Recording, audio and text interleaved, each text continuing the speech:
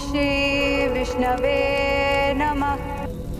ओम श्री विष्णवे नमः। ये मनमोहक स्वर तो अवश्य किसी अपूर्व सुंदरी का है। ओम श्री विष्णवे नमः। ओम श्री विष्णवे। ये तपस्विनी युवती तो मेरी कल्पना से भी अधिक सुंदर है। विष्णवे नमः। ओम श्री विष्णवे नमः।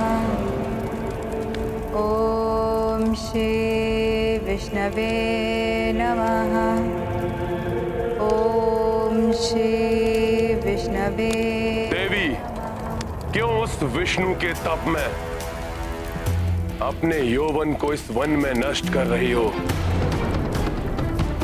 बुझाओ अपने तप की इस अग्नि को और अपने अंतर में मुझे महाबलशाली त्रिलोक विजयी लंकापति रावण के प्रेम की अग्नि को प्रज्वलित कर अपने समीप आने का अवसर दो। ओम श्री विष्णवे नमः। तुम्हारी सारी इच्छाएं पूरी करूंगा। जो तुम चाहोगी वो तुम्हें दूंगा। चलो मेरे साथ, ओम श्री अन्यथा जो रावण को भा जाए उसे बलपूर्वक अपनाना भी जानता है। ओम श्री विष्णवे नमः। ओम श्री विष्णवे नमः। ओम श्री विष्णवे नमः। ओम श्री विष्णवे नमः। ओम श्री विष्णवे नमः। ओम श्री विष्णवे नमः।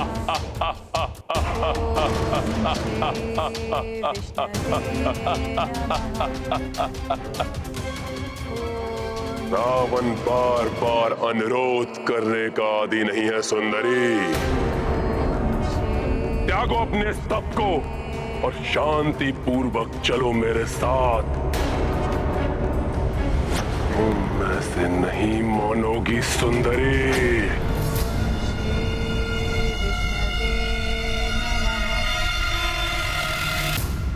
ओम श्री विष्णवे नमः। ओम श्री विष्णवे नमः। ओम श्री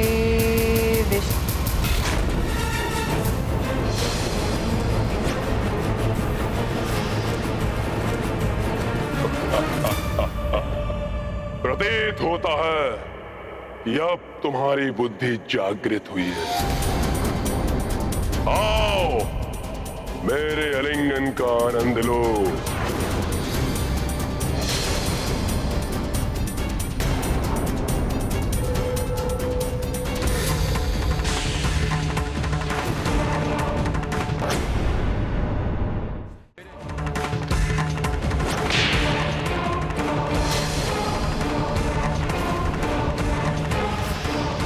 मेरा तप भंग किया है, फिर मेरा केश स्पर्श कर मुझे अपवित्र करने का बहुत बड़ा अपराध किया तुमने दुस्साहसी लंकेश। मैं चाहूं तो अभी तुम्हें श्राप देकर भस्म कर सकती हूं, परंतु मैं तुम जैसे नीच पर मैं अपना तपोबल व्यक्त करना नहीं चाहती। तुम्हारे इस दुष्कृत्य का प्रतिशोध मैं अवश्य लूंगी। पुनर्जन्म लेकर तुम्हारे ही विनाश का कारण बनूंगी। प्रभु श्री नारायण। प्रभु श्री नारायण।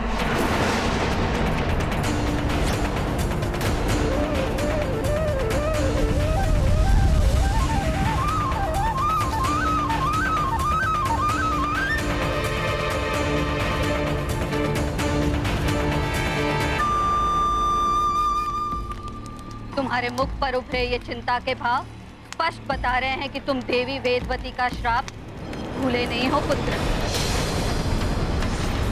ध्यान करो श्राप का रावण और मान लो मेरा कहा रावण। कैसे मान लूं सीता वही वेदवती है?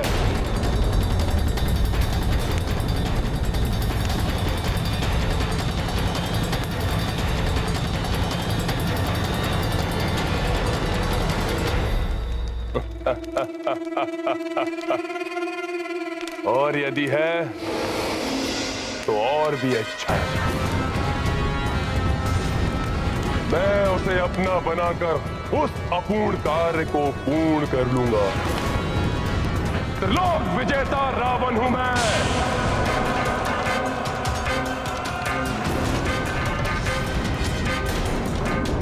एक तपस्विनी के श्राप से भयभीत होने वाला नहीं हूं मैं। तो फिर मेरे पांव इस लंका में एक क्षण के लिए भी नहीं टिकेंगे।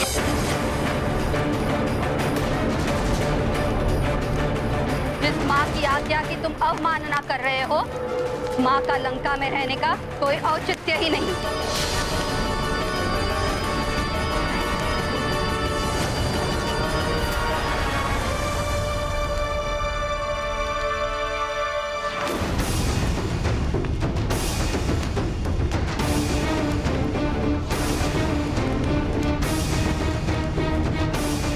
भ्राता, रोक लीजिए माता को।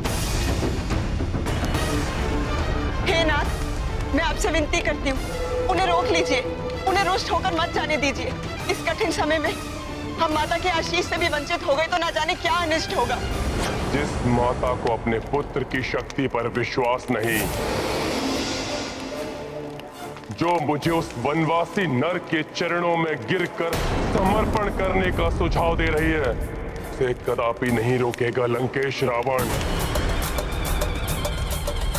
जा रही है तो जाइए माते, किंतु इतना अवश्य सुनती जाइए कि जब मैं अपनी विजय के पश्चात स्वयं आपको लेने आऊंगा तो आपको अपने इस पुत्र राक्षस राज लंकेश रावण पर गर्व होगा।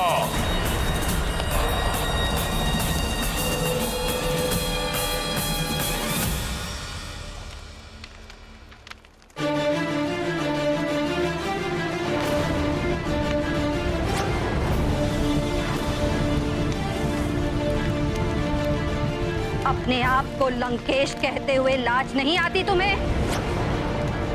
खोलो अपने नेत्र रावण, अपने इस राजभवन से बाहर निकल कर देखो, लंका में कुछ शेष भी रह गया है जिसका अधिपति होने का दंभ है तुम्हें?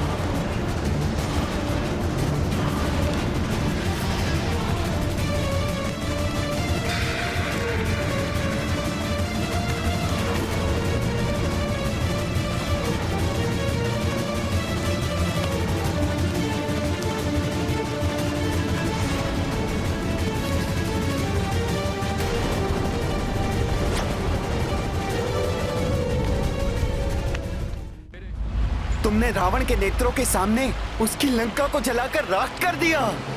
ये मेरा नहीं, मेरी शक्ति रूपिणी सखा का पराक्रम था, जिससे दंभी रावण अपनी भूल स्वीकार करे और आदर पूर्वक माता सीता को प्रभु श्री राम को लौटा दे।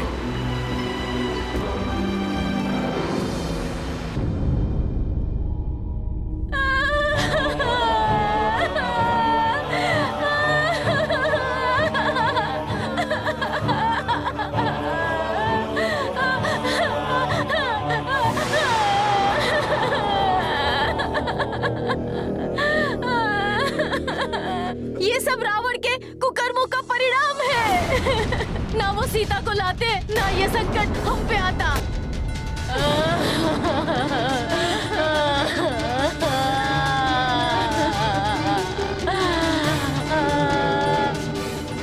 जैसे मेरा परिवार उजड़ गया, लंकेश का परिवार भी उसी प्रकार नष्ट हो जाए।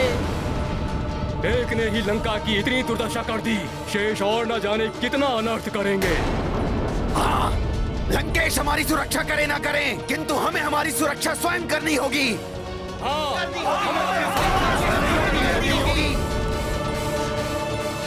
रुको तुम, कौन हो तुम? प्रतीत होता ये वानर का साथी है। पकड़ो इसे, जाने मत दो। पकड़ो इसे, पकड़ो, पकड़ो इसे,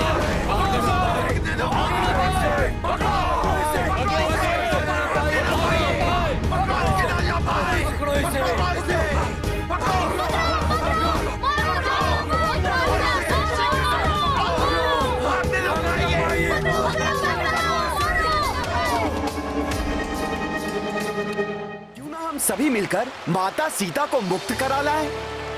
हनुमान ने रावण को राख चटाई है, हम उसको धूल चटाएंगे। हम भी क्यों ना रावण को पराजित कर माता सीता को ले आए। अपने उत्साह के बहाव में बहना उचित नहीं मेरे प्रिय वानर योद्धाओं। मुझे तुम्हारे बल और पराक्रम पर कोई संदेह नहीं है, परंतु हनुमान ने यह भी बताया कि माता सीता तभी मुक्त होने की इच्छुक हैं जब प्रभु श्री राम स्वयं उन्हें मुक्त कराएं। इसलिए हमें शीघ्र जाकर प्रभु श्री राम को माता सीता का समाचार देना चाहिए। उचित कह रहे हैं मामा। मेरे शूरवीर वानर योद्धाओं, हमें अब किष्किंधा के लिए प्रस्थान करना चाहिए। जय सिया राम, जय सिया राम, जय श्री राम, जय श्री राम, जय सिया राम, जय सिया राम। प्रभु श्री राम, महाराज सुग्रीव, माता सीता लंका में ही हैं। हमने उन्हें ढूंढ लिया है।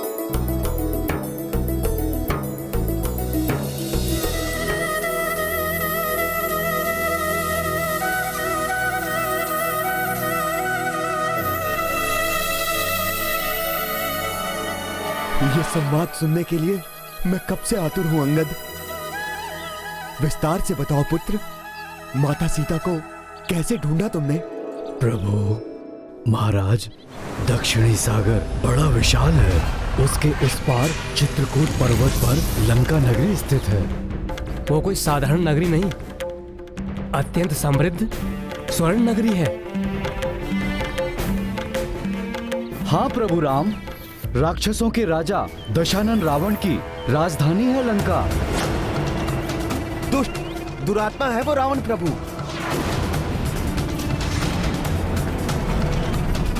उसी ने माता सीता का हरण किया है प्रभु।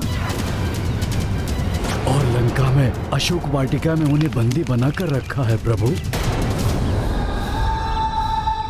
प्रभु, अब तो हमने ज्ञात कर लिया है कि माता वही हैं। हमें तत्काल दल बल के साथ वहां जाकर उस दुष्ट रावण को युद्ध में पराजित कर माता सीता को मुक्त कराना चाहिए।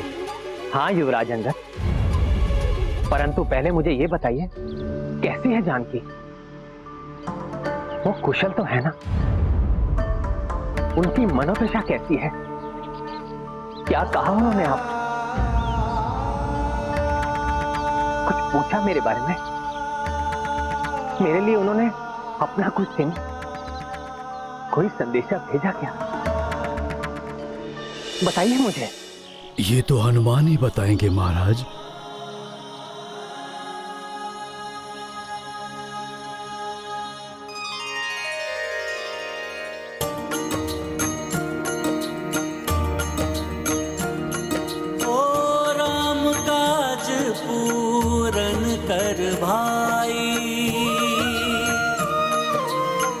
हनुमत प्रभु के सम्मुख आई, भक्त विहल भावुक भगवाना, लोचन बरसे अश्रुधारा। सिया राम जय हनुमान, राम सिया राम जय हनुमान। ये गाथा महाबली हनुमत की, रुचिकर लीला राम भगत की। जय जय जय रघुनंदन राम, जय जय जय महाबली हनुमान।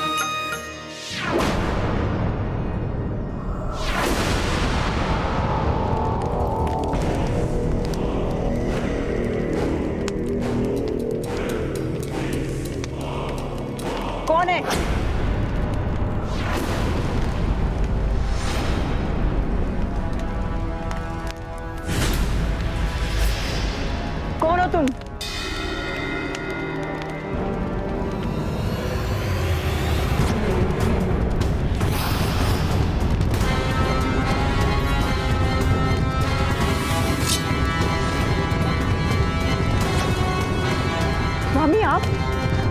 इस प्रकार अपने मुख को छुपाकर चोरों के समान।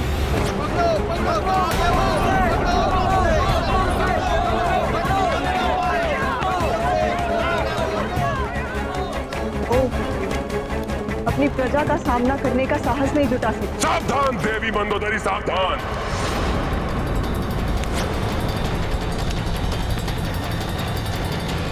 श्रेष्ठ वचन सहन करना मेरे स्वभाव में नहीं। जब मैंने इसी कारण से अपनी माता को जाने से नहीं रोका, तो मैं आपको भी यहाँ से जाने के लिए बाध्य कर सकता हूँ। आप मुझसे, अपनी माता से, अपनी प्रजा से, सबसे भाग सकते, परंतु नाथ अपने आप से, अपनी नियति से कैसे भागेंगे आप? अपनी रक्षा के लिए मेरी बात मान लीजिए स्वामी।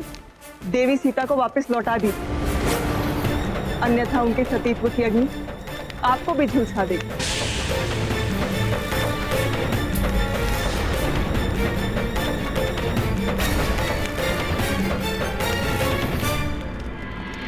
इससे पूर्व मेरे सभी मंत्री और सेनापति भी यही माने, मुझे शीघ्र ही कुछ करना होगा।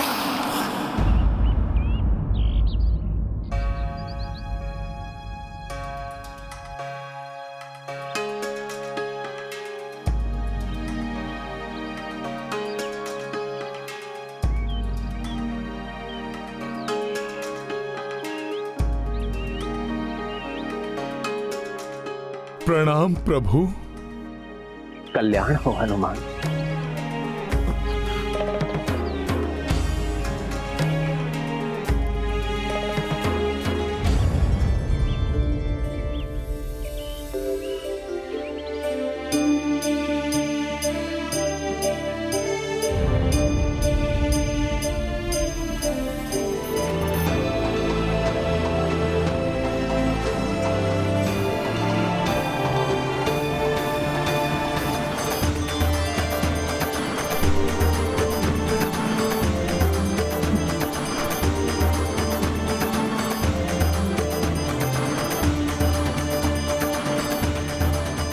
अपने चिन्ह स्वरूप अपनी ये चूड़ामणि माता जानकी ने आपके लिए भेजी है प्रभु।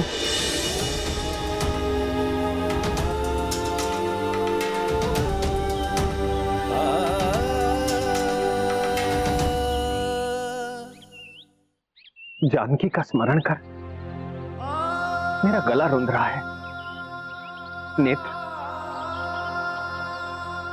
अश्रुओं से भर जाते हैं। भ्राता लक्ष्मण, तुम ही इसे देखकर पहचानो, क्या ये तुम्हारी भाभी मां की चूड़ामणि है?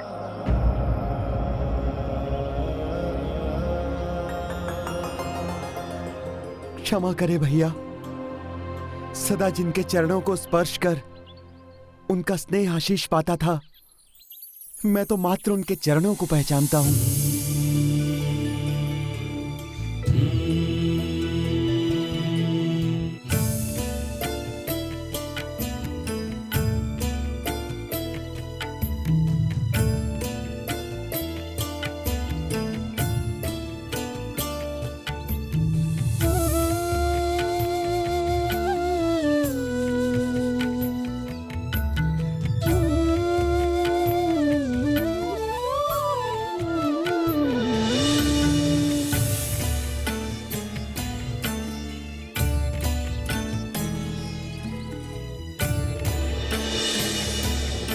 सीते हैं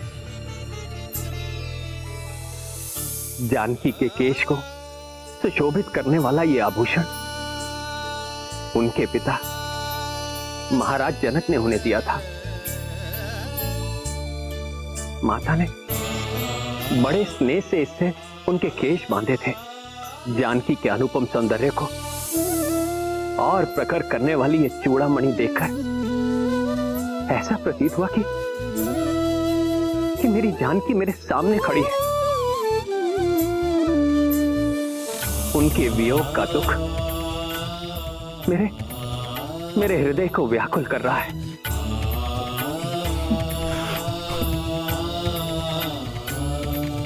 हनुमान, बताओ, कुछ और भी बताया मेरी जानकी ने तुम्हें? हाँ प्रभु, माता ने उस घटना का भी वर्णन किया जब आप निद्रा मग्न थे और काकासुर रूप में आकर देवराज इंद्र के पुत्र जयंत ने माता सीता पर वार किया। देवराज इंद्र के पुत्र जयंत ने माता सीता को पीड़ा दी। तब आप प्रभु इतने कुपित हुए कि उसको दंडित करने के लिए आपने उस पर ब्रह्मास्त्र का वार किया। अंततः अपने दुस्साहस के लिए जयंत को अपना एक नेत्र गंवाना पड़ा। प्रभु, इस प्रसंग का ज्ञान मेरे और सीता के सिवाय किसी को नहीं है हनुमान। अब मुझे पूर्ण विश्वास हो गया है हनुमान, तुम मेरी सीता से ही मिले थे।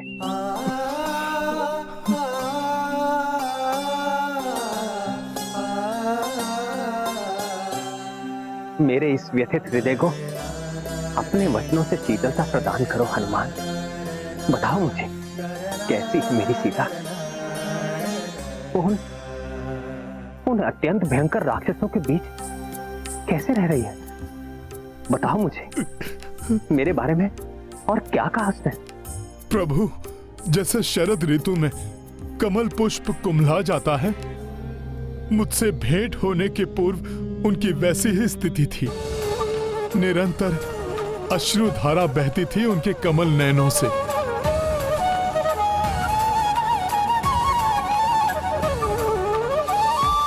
आपके विरह व्यथा से पीड़ित उस दुष्ट राक्षस दशानन और उसकी राक्षसियों के वचनों से प्रताड़ित वो तो अपने प्राण देना चाहते थे प्रभु, परंतु मैंने जब उनसे भेंट की और उन्हें आपकी स्तुति गाकर सुनाई, आपकी मुद्रिका देकर उन्हें आपका संदेश दिया, तब प्रभु आपकी कृपा से मैं उनमें आशा, विश्वास और उत्साह जागृत करने में सफल रहा। प्रभु,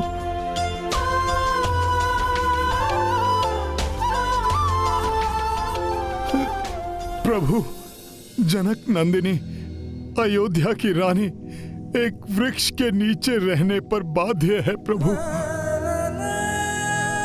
कठोर भूमि ही अब उनकी शैया है, परंतु इससे उन्हें कोई कष्ट नहीं।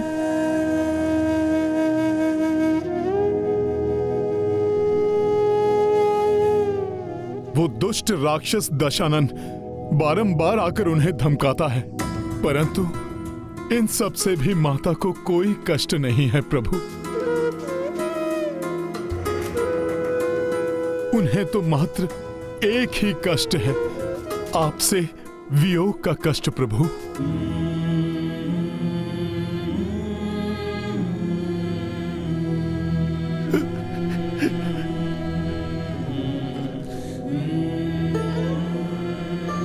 प्रतिपल आप ही का नाम स्मरण करती हैं वो। उनके हृदय की प्रत्येक कंपन से आप ही का नाम गूंजता है प्रभु। हर श्वास आप ही को पुकारती है प्रभु। उनके मुख पर केवल राम है, मन में राम है। प्रभु, मैंने माता को अपने साथ चलने को कहा, परंतु उन्होंने अस्वीकार कर दिया ताकि आपकी प्रतिष्ठा को ठेस न पहुंचे।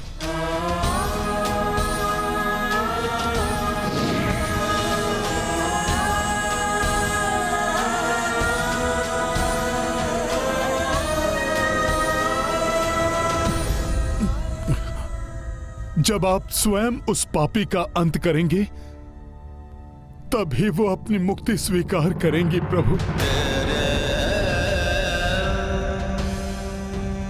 उन्होंने आपके लिए एक संदेश भी भेजा है प्रभु।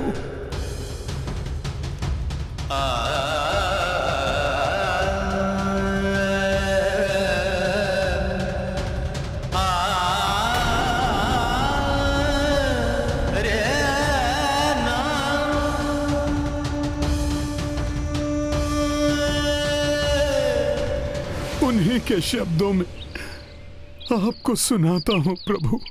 हे दशरथ नंदन, हे स्वामी, मैं अभागिनी, आपकी अर्धांगिनी, उस दुष्ट राक्षस द्वारा हरण किए जाने के कारण मैं आपसे दूर रहने पर विवश हूँ स्वामी। अब आपका वियोग मैं एक माह से अधिक नहीं सह सकूंगी। यदि उसके पश्चात मुझे आपके दर्शन ना हुए तो मैं अपने प्राण त्याग दूंगी।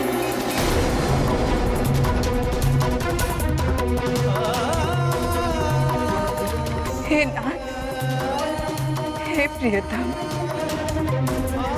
उसके पूर्व यहाँ आकर मुझे यहाँ से मुक्त करा कर ले जाइए।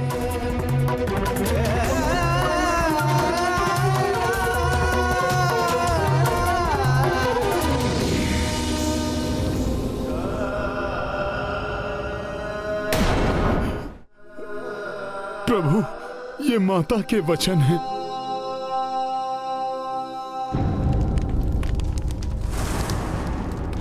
लंका में शक्ति और सामर्थ्य की कोई कमी नहीं।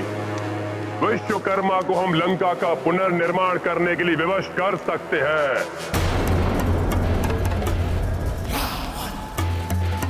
फिर स्वर्ण नगरी बना सकते हैं अपनी इस लंका को। परंतु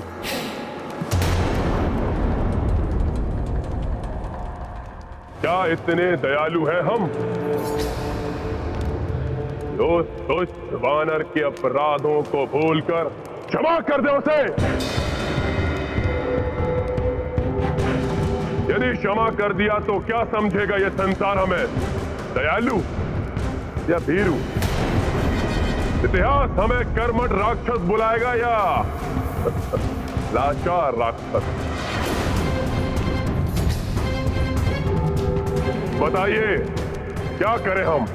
अपने स्वाभिमान की रक्षा करें या टेक दें घुटने उस वनवासी नर और उसके सेवक उस दुष्ट वानर के सामने?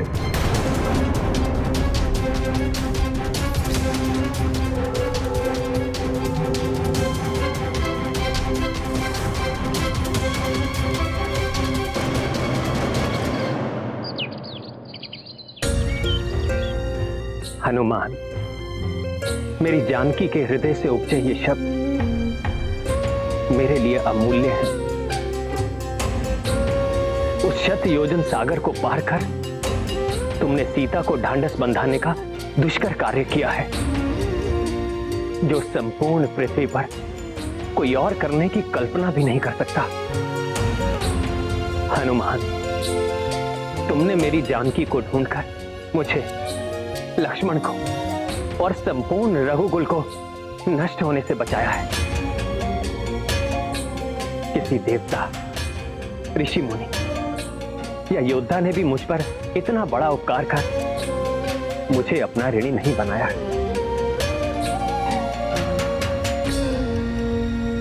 हनुमान, परंतु मैं एक वनवासी तुम्हें कुछ भी देने में असमर्थ हूं, और यदि कुछ दे भी सकता तो भी इस ऋण से कभी मुक्त नहीं हो सकता था।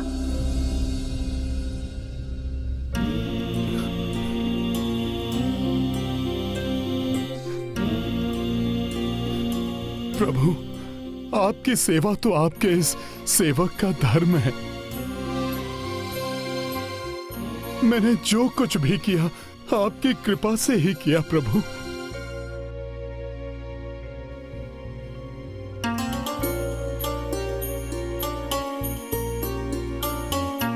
कुछ भी कहो हनुमान, मैं तुम्हारा ऋणी हूं, और ऋण होने के लिए मेरे पास तुम्हें देने के लिए कुछ नहीं है सिवाय तुम्हें अपने हृदय से लगाने के।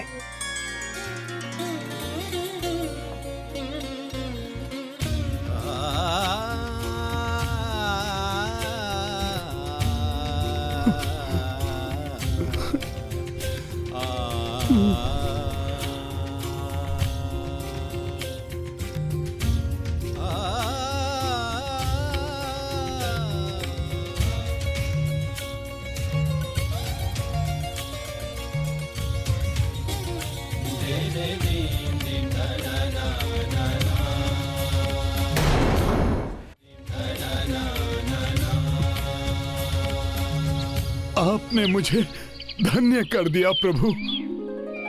अपने हृदय से लगाकर मुझे परमानंद दे दिया। अब मेरी एक ही इच्छा शेष है प्रभु, माता सीता के साथ आपके दर्शन का सुख प्राप्त करूं प्रभु।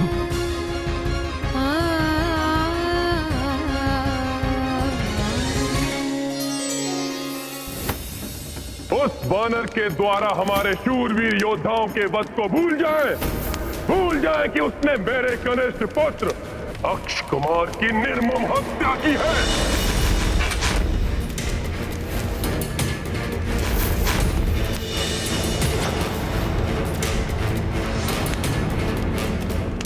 क्या उसे उचित दंड नहीं देना चाहिए हमें? बोलिए।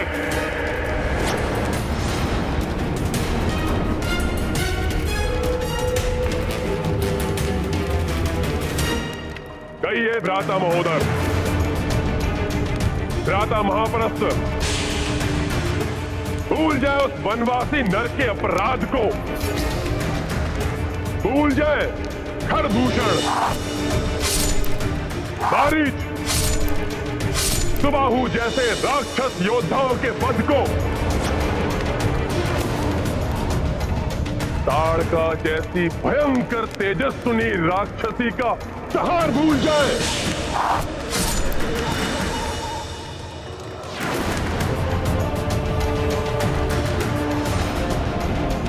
क्या चाहते हैं आप? गिड़गिड़ाते हुए उस वनवासी के पास जाए, लौटा दे सीता उसे, क्षमा मांग ले उससे, या महाराज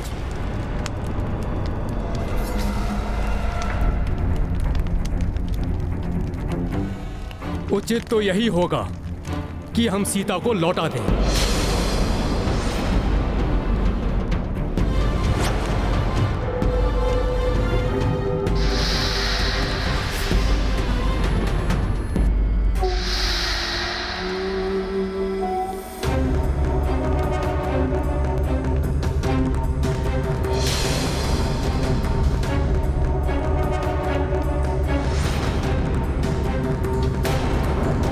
तो तुम्हारे अनुसार ये उचित है?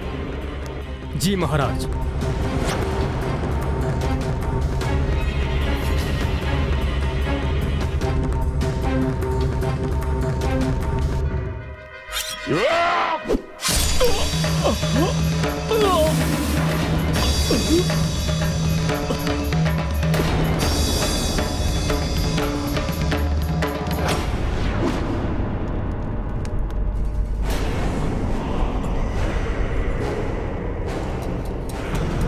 कुछ नहीं हुआ मुझे, सुरक्षित हूं मैं। भ्राता महापरशु, भ्राता रावण ने यह सभा हमसे सत्य सुनने के लिए नहीं बुलाई है। वो तो वही सुनना चाहते हैं जो उनके मन में है।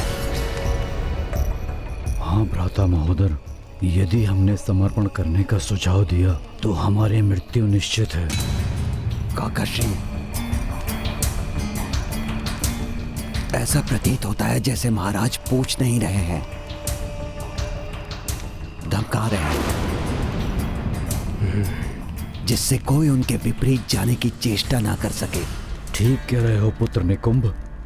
यदि कोई और विचार मन में आए तो उसे दबा लेना, अन्यथा परिणाम तुम जानते हो।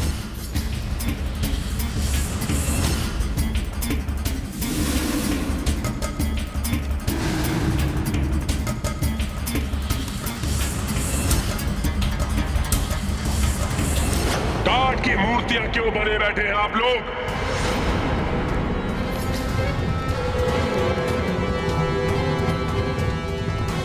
सांप सूंघ गया क्या? लंका के अपराजय महायोद्धाओं को लालायत है मेरे कान आपका उत्तर सुनने के लिए।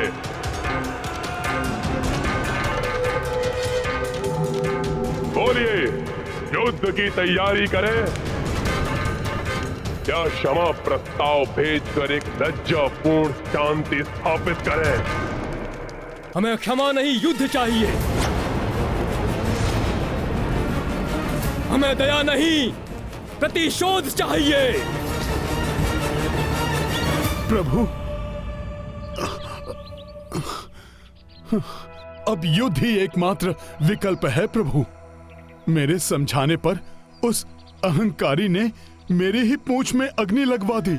और उसी अग्नि से हनुमान ने लंका दहन कर दी। दंभी रावण अभी भी नहीं समझा। तो भैया अभी हम चलकर उसका दंभ दूर कर देते हैं और भाभी माँ को वापस लेकर आ जाते हैं। प्रभु आप आज्ञा दीजिए, मेरी सेना तत्पर है युद्ध के लिए।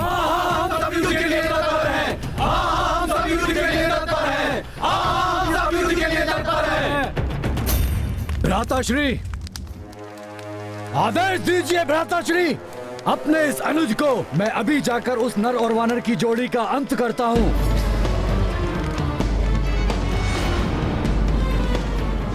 वो हमारे शत्रु हैं, उनका अंत होना अनिवार्य है। आप आदेश ना भी दे महाराज तो भी मैं उनका संहार करूंगा। उन निकृष्ट राक्षसों से युद्ध कर माता सीता को लंका से मुक्त कराने के लिए हनुमान भी तत्पर है प्रभु।